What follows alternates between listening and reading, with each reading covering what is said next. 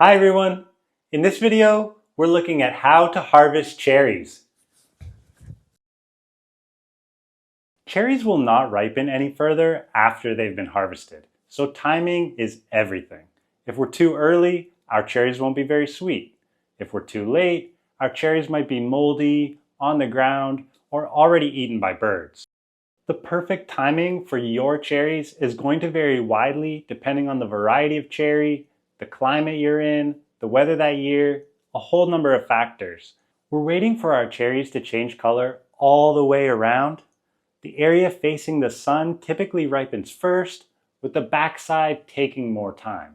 Now, of course, we can taste test a few cherries at a time and wait for that perfect moment to harvest the rest of the tree. Once a tree is ready, we'll be harvesting cherries every other day or so for about a week. So how do we get our cherries off of the trees? Well, the pros use these big machines and simply shake the tree. They're harvesting thousands of cherries in a matter of seconds.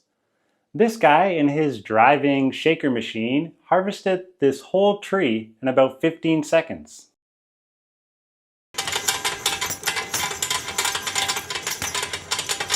There's a variety of machines that have been created to help industrial level farms harvest their cherries faster, most of which work on this principle of shaking and knocking the cherries loose from the trees.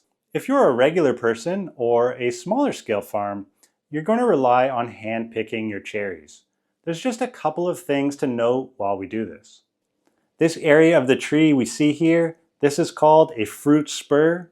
This is where the flowers and cherries emerge, and that same fruit spur will be used by the tree next season. So we want to be gentle and not damage them. Secondly, we want to keep our stems intact in the cherry. This will help the cherry last a lot longer. So the safest thing we can do is cut our cherries off of the tree one at a time. It is a little bit time consuming, but the results are worth it. And that's how cherries are harvested.